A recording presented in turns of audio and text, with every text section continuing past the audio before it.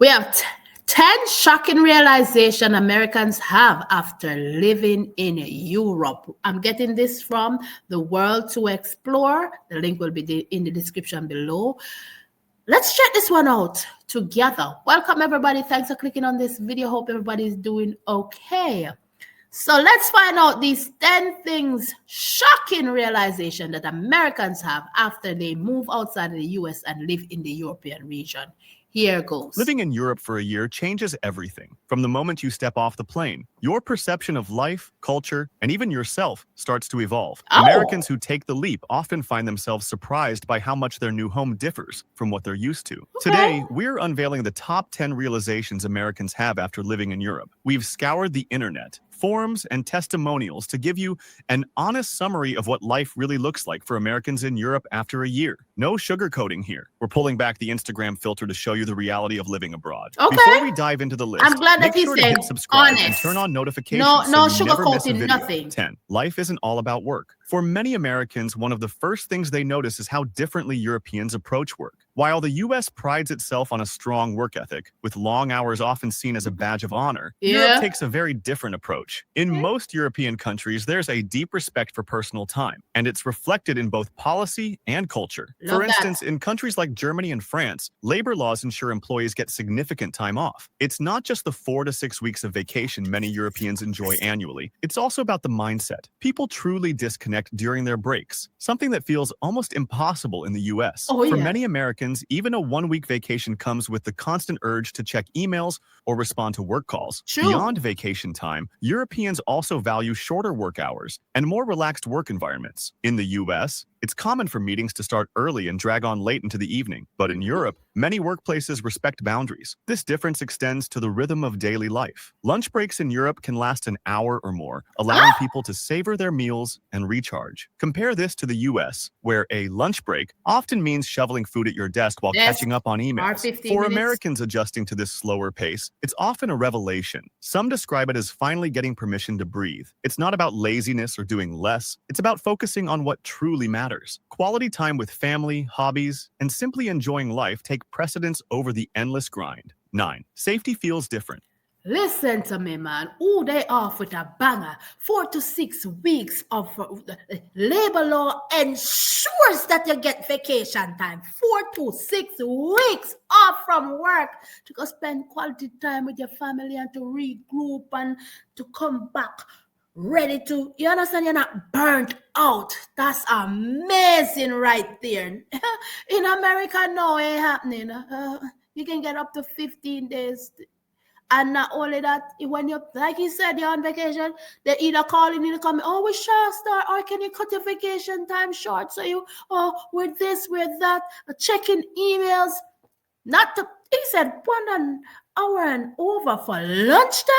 No, the typical Americans shoving down food at their desk. They make sure you bring lunch from home with you so you can eat it at your desk. You don't even to have time to warm it up because as you quint, your lunchtime run out. I'm like, that's crazy.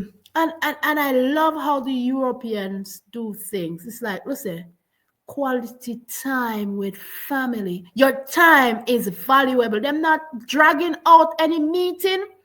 You know, they respect your time. That right there is amazing.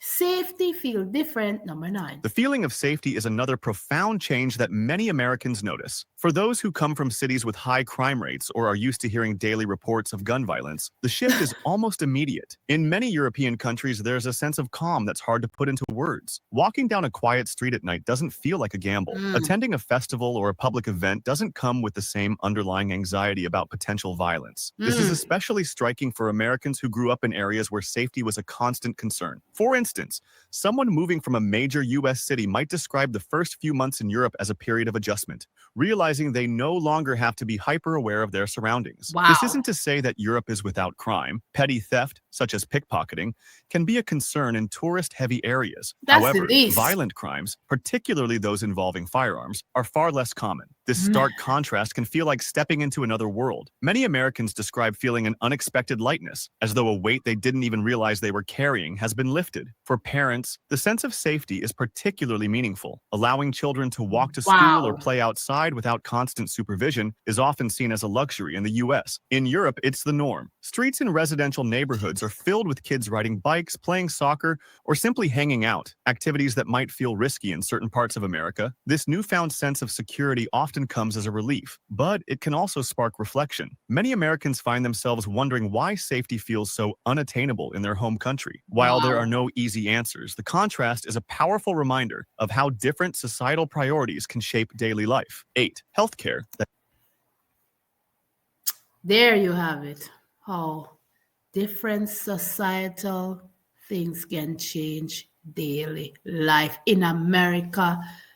He's right. If you're so, it is normal for kids to be fearful. It is normal for you to go outside and hear pow pow. It is normal for you not to go down the block and play with somebody because you don't think your kids. It is normal for them to go to an event and you think something is going to happen because something tend to happen majority of the time, which is crazy. And when you go outside of America, you only go into the European region, you see little kids at play, you don't have to worry. That sense of calmness. When he said pickpocketing, I'm like, that is the least. At least you know you're not going to lose your life. At least you know that you can breathe. You don't have to be looking over your shoulder. You don't have to sit in a movie theater and you have to wondering where the closest exit is. You don't have to send your kids to school and you have to panicking whatever time your phone rings because you don't know if there's a shooting taking place there. Those are things that pickpocket, that's a little petty crime. That to me is amazingly better than what takes place when it comes to crime here in the US. And you can have a sense of relief, a sigh of relief, and the realization kick right in that when you're walking down the street, you don't have to be panicking and holding on to your purse. That's crazy. That's no way to live, man. That doesn't break the bank. One of the biggest shocks for Americans living in Europe is the cost and accessibility of healthcare. In the US, even with insurance, medical expenses can quickly spiral out of control. It's not uncommon for people to delay treatment or skip routine checkups entirely because they simply can't afford it. In Europe, the story is very different. Healthcare systems vary from country to country, but the underlying principle remains the same. Care should be affordable and accessible to all. For many Americans, the idea of walking into a doctor's office without worrying about the cost is almost unimaginable. It's terrifying. Yet in Europe, it's the norm. Consider routine visits. In the US, a simple checkup can cost hundreds of dollars, even with insurance. In Europe, these visits are often free or come with a nominal fee. Prescription medications, which can be prohibitively expensive in the States, are heavily subsidized in many European countries. This makes it easier for people to manage chronic conditions or recover from illnesses without financial strain. Emergency care is another area where the differences are stark. In the US, a trip to the ER can lead to bills that stretch into the thousands, even for minor issues. In Europe, emergency treatment is far more affordable, and no one is turned away because they can't pay. This safety net provides a sense of security that many Americans find life-changing. It's not just about the financial side, though. The healthcare experience itself often feels more personal. Many Americans living in Europe describe doctors who take the time to listen, explain options, and build a rapport. This approach, combined with the financial accessibility, creates a healthcare system that feels less like a business and more like a public service. For Americans, adjusting to this new reality can be eye-opening. It's not uncommon to hear stories of people going to the doctor for the first time in years, simply because they can now afford it. This shift in perspective often leads to a deeper appreciation for the importance of accessible healthcare, not just as a convenience, but as a fundamental part of a well-functioning society. 7. Food. Listen, that one right there is a big one. There's so many people here in the US who don't. You ask them, when last have you been to the doctor? They cannot answer you because they're telling you, I don't got no money to go see like a yearly checkup or once in a blue moon, and then they'll be sick, guys. I'm telling you, I've seen this so many times. Seen it for myself. They are sick to the bone and they will not go to the doctor because they know that the hefty bill that is coming. You either mortgage your home, sell your car. Listen to me, man. You go in debt just to see the doctor. just like you said, a simple ER visit, and you can be turned away from getting treatment if you cannot pay for it. It is not about the people. Majority of these healthcare workers, some of them are very nice, but some of them is just there for the paycheck. And majority of who you deal with is like, look here. Well, when you think about it, they really don't have a say so. The workers don't really have a say so because they have higher ups over them who is pulling all the strings as well, because they have to do what they're told to do. But I'm like, it is so sad that prescription, life-threatening disease, you're home sick, and you rather stay home and die instead of go and take a checkup here in the US. But outside of that, in Europe and other, even third world countries, healthcare is accessible and affordable to one and all. What a sigh of relief. How amazing is that? Oh, my word. When you sit here and listen to stuff like this, you say, how? But yet still America is considered as the greatest person on earth and the freest country on this planet. Feels more real. For many Americans, food in Europe is a game changer. The first bite of a fresh I hear baguette, that. the taste of ripe produce, or the flavors of artisanal cheeses often sparks a question. Why doesn't food taste like this back home? The answer lies in Europe's approach to agriculture and food production. In Europe, there's a cultural emphasis on quality and freshness. Yep. Small farmers and local markets are a staple in many communities, providing seasonal produce and artisanal goods that haven't traveled thousands of miles to reach your plate. Even in supermarkets, the focus on minimal processing and fewer additives is evident. Many chemicals, preservatives, and genetically modified organisms, GMOs, that are commonplace in the US are banned or strictly regulated in Europe. Dining out highlights these differences even more. Whether it's a tiny trattoria in Italy or a neighborhood bistro in France, meals are often prepared from scratch using fresh ingredients. Even fast food tends to be of higher quality. The emphasis is less on speed and volume and more on flavor and authenticity. Yep. Americans living in Europe often marvel at how accessible healthy food is. In the US, eating well often feels like a privilege reserved for those with significant disposable income. Organic and farm-to-table options come at a premium, while highly processed, sugary, and calorie-dense foods are cheaper and more widely available. In Europe, fresh, wholesome food is the norm rather than the exception. The result? Many Americans report feeling healthier and more energized simply because of what they're eating. Over time, their palates adapt, and foods they once craved in the US may start to taste overly processed or artificial. This shift isn't just physical, it's also emotional. The act of savoring a meal, appreciating its origins, and connecting with others over food becomes a source of joy and connection. 6. Public. Man, I tell you, bread in America. Cheese ain't, it's plastic. When you sit here and I see people talk about tasting a baguette or trying bread in the European region, or they're like, oh, all the flavors bursting in your mouth, and you look at the fruits and vegetables, even down to the meat, they're grass-fed, there's no... Listen, I cannot stress enough how amazed I am of how European countries handle their food. They don't play when it comes on to food. Quality over quantity. And that when I look at the fruits, I'm like, oh my word, my mouth is just watering thinking about it, because I can understand that you don't have to force ripe them. You don't have to put any pharma ripening agent. You don't have to put all these chemicals on them. And feed all these animals with... Listen, it's just amazing. And I cannot get over the fact, if these countries can do it, why America cannot? It's not that they cannot. Why do they choose not to? Like he said, you can get so much of the things for cheap, the stuff that are not good. And if you want quality foods, fruits, seasonal stuff, you have to pay for it here in America. And that is so sad. So the lower class man cannot afford stuff that is on the healthier side. And I can understand why when people go into these European regions, they're like the food, the quality, the way of life, and you understand the sense of peace. I can understand why they say this based on all of this, even after a year. And your body tells you that what you're in the intake of food in the European region, the body gives you the results. It says, look, you feel healthier.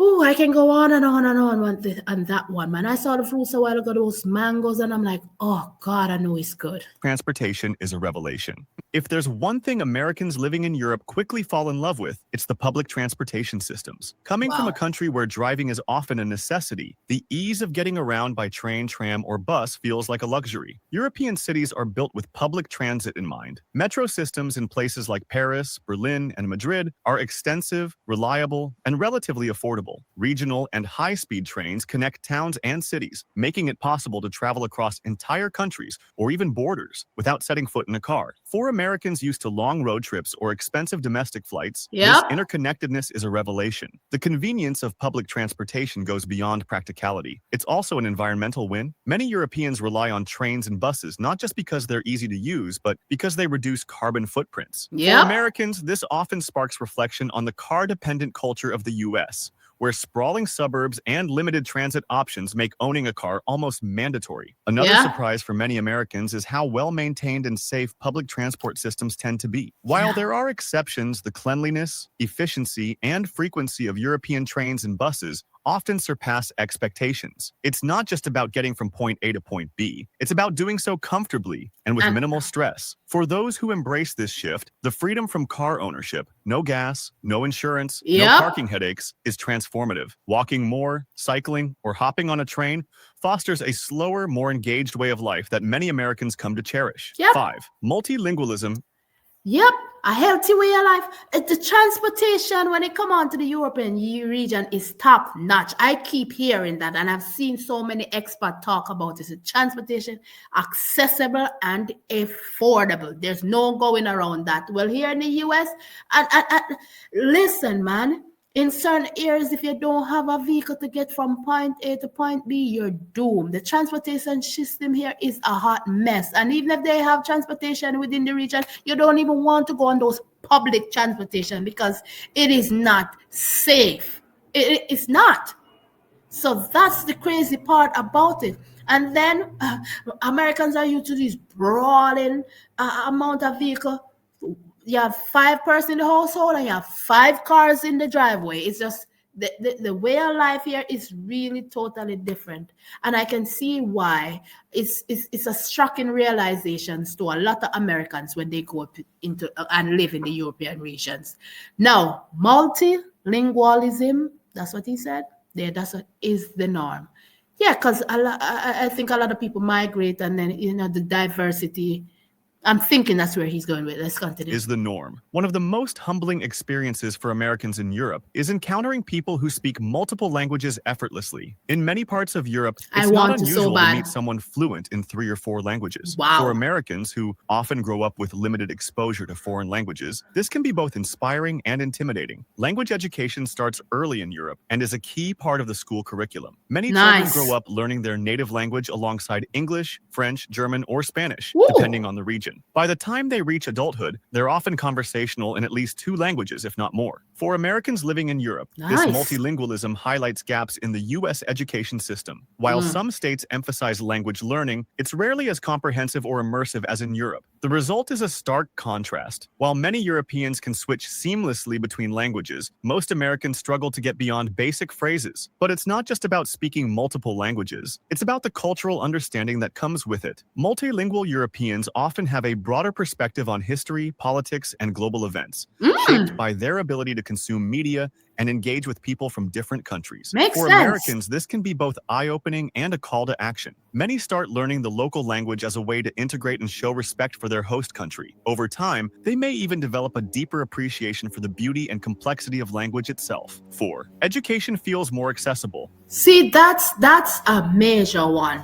When it comes on to learning a different language here in the US, I can't stress enough why they don't put that like in the school system more from an early, because kids are like sponge in the early years of their life in the school. They grasp things faster and they just soak it all in. I think at least, teach them two different, so it can flow easy. Like you said, have conversation with other people. They're struggling. They have to have interpreters in school for kids who speak a different language. And I'm like, that's crazy. And you can't even explain things to the kids' parents who speak a different language because you're speaking English. And listen, yeah, you know where I'm going with that. I am amazed that they can speak for up anywhere from 3 to 4 up and more languages while living in the European region. That's just amazing. And my hats to you guys and your education system for doing that. Because that to me is just, top notch. That's amazing, man. Education in Europe is another area that leaves many Americans in awe. For one, higher education in many European countries is either free or comes with minimal tuition fees. In places like Germany, Norway, and Sweden, international students can even access affordable education options, provided they meet certain criteria. This accessibility is in stark contrast to the US, where student debt is a significant burden for millions. Yes. For many Americans living in Europe, the idea that young people can pursue their passions without the looming fear of debt feels revolutionary. It allows students to explore different fields of study or change majors without financial repercussions. But it's not just about universities. Primary and secondary education in Europe often takes a more holistic approach. Students are exposed to arts, music, and languages alongside traditional academic subjects. Vocational training is also more widely accepted and respected, offering pathways for students who prefer hands-on careers. For Americans raising children in Europe, the education system is often a pleasant surprise. Schools emphasize critical thinking, creativity, and global awareness, preparing students not just for exams, but for life. Yes. This well-rounded approach fosters a sense of curiosity and engagement that many American parents find refreshing. 3. A slow... See. Man, I cannot get my head around this, why America does not adapt something like, look at the blueprint that some country does when it comes on to education for its people. I don't know. I cannot wrap my head around it, because listen to me, man. It's only beneficial for you to make education so accessible to your people, to your citizens. It only benefits you in the long run, but that's not how they see it. It's a commodity. It's not a necessity in their eyes. Can you imagine kids coming out of college just debt, full on debt? You change major, you have to. It is sickening and it is sad. When he said, some of these European countries, tertiary education is free. Free. That's amazing right there. You don't have to worry about that. You can change your major. And to go back to when he was talking about the different languages within the European region until they get to read different stuff and learn about history outside of where they are. That in itself is also important, because America mainly focuses on its history, nowhere else. So your mind, you're limited unless something triggers you and you're eager, you want to find out something more, and you're going to do your research for yourself. That's how it is here. So right there, and then I'm like, can you imagine? And then you have vacations. So people who want to use their hands and get certain skill and don't want to move on to college, have that accessibility is there for them. It don't get no better than that. Even if you want to do that here, you're paying thousands here to do just that. So anyway you take it, you're paying. It's a money-making machine, the education system, healthcare system, everything you can think of. It's a money-making machine here in the US, and that is so sad and disheartening. Or more deliberate pace of life. For many Americans, the fast-paced, efficiency-driven culture of the US is second nature. Days are filled with packed schedules, multitasking, and constant connectivity. Moving to Europe, however, can feel like stepping into a different world, one where life flows at a more deliberate pace. Europeans often So take time to beautiful. enjoy the small things. A coffee isn't just a quick caffeine boost. It's an opportunity to sit at a cafe, chat with friends, or people watch. Meals are Nice. savored rather than rushed, with family dinners lasting hours and Woo. lunch breaks often spent at home or with coworkers at a nearby restaurant. This shift in priorities can feel disorienting at first for Americans, but over time, it becomes a welcome change. In many European countries, Sundays are still treated as a day of rest. Shops Wow. close, streets quiet down, and families come together for long meals or outings. It's a stark contrast to the US, where weekends are often packed with errands, sports practices, and social commitments. That is so For true. Americans adjusting to this slower pace, the experience is both calming and transformative. It's not about doing less, it's about being more present. 2. A new perspective. That right there is a biggie.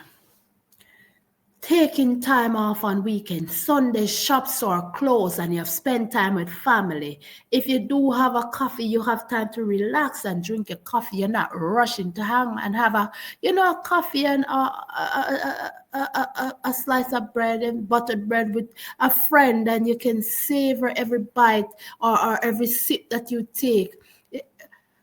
Man, time. It's a slower pace of life where you get to enjoy your life more. You don't have to be rushing or on the go. That is the reason why here in America people are so burnt out, because they're constantly going. There's no stopping point as to when, even like this, he said, on the weekends it's still as busy as during the week.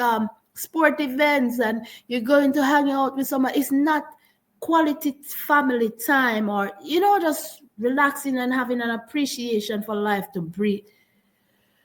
Oh boy, the more he talks, the more I want to pack up and leave, man, because this is amazing. And I'm glad that a lot of people that are moving have come to the realization that there's life out there. There's a way to enjoy your life, and you can slow down and breathe and not be pressured or bottled down with life, because life is, you only live it once and it's here to enjoy, and it has to have some form of balance. On community and connection. Americans living in Europe often find that community plays a much larger role in daily life. Yep. From bustling local markets to lively town squares, there's a sense of togetherness that can feel different from the more individualistic culture of the US. Nice. In small towns and big cities alike, Europeans prioritize relationships and social bonds. Neighbors often know each other by name. Yes. And it's common to see people gathering at local pubs, cafes, or parks to catch up and share stories. Love Even it. in urban environments, there's a sense of connection, whether it's the local baker greeting regular customers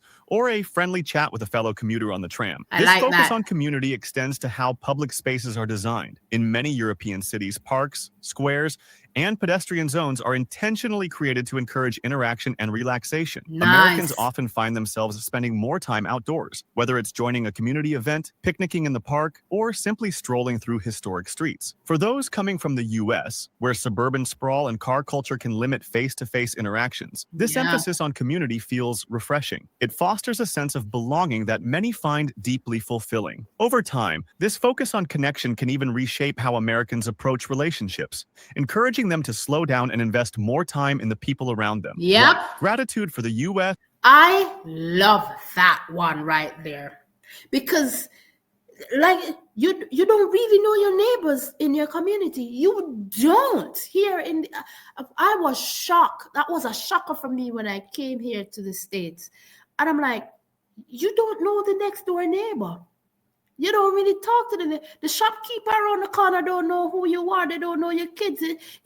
People don't spend time with each other. They don't relax. They're just, like I said, always on the go. There's no time to relax, chit chat, get to know your next door neighbor, and cultivate genuine, real friendship with somebody. I realize that is not a norm here in America, but I love that in the European region. In Europe, people slow down, They know the next door neighbor. They know the kids. They know the shopkeeper down the street. He knows his regular customer. Sometimes he can tell exactly, oh, we don't have no eggs on the shelf today. They can pinpoint. And it makes you feel a sense of belong, like you belong. And it makes you want to stay outside more too, instead of coming home like you do here in the US, locked up in the house and people just jump in their car and go, and you just don't know nobody. You don't cultivate a genuine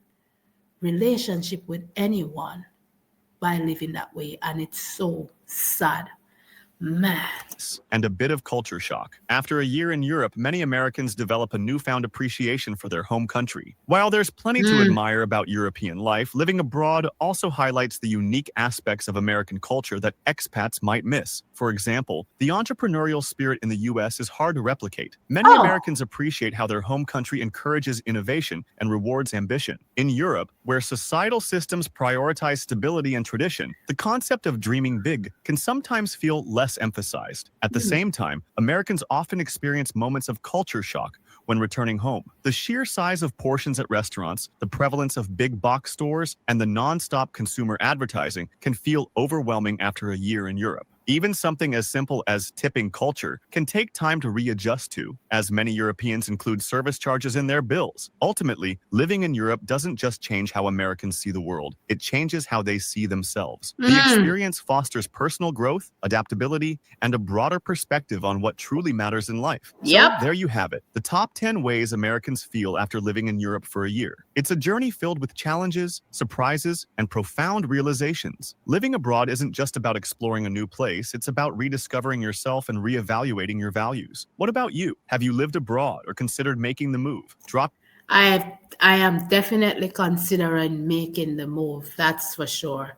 I'm definitely considering doing, because the way America is running right now is not. It's not getting any better. It's just going. It's going down, down, down, down. That's what I can say. And it's crazy that when you live abroad or you go abroad and you see the difference, that you can be happy and you can think about yourself and you can be in a relaxed position, and everything is not fast paced, and you can relax and breathe, and you know what, just have a sense of peace. That's, to me, is worth more than everything else. You understand me? Because like I said, you have one life to live, and there's no way you want to sit down and live your life in a way that you just keep going, and you don't have any way of enjoying one life. But the stress of life is just, you're bottled down by it. You know what I mean? So, and he is right, when it gives you a deeper appreciation for where you are, and then you realize, I wasn't living life. But I get what he's saying, that a lot, when a lot of Americans go into the European region, they realize that, the workplace, the pressures for work is not the same as how they would do it in America, and they miss it and they want to come back. Everybody is different. But if that's the reason for me to come back, then no. I just have to have something to motivate me to want to push myself to get more. But at the same time, relish in what the new, finding myself again, or just, you understand? Just living a better quality of life. Because to me, it is, when you don't have to worry about so many things, because every day you get up here, you have to worry about something. You stress about something. Yeah, it's the island girl, and I'm running out of here. Be good, be kind, be safe out there. Love each other. Let me know your thoughts on this one in the comment section. Do you agree with all that was said in this video? Do you think Americans do come to the realization that life is better living? Hi, beautiful. You want to say hi? That's life. That's everything is a hundred. Chocolate milk, guys. What did he say?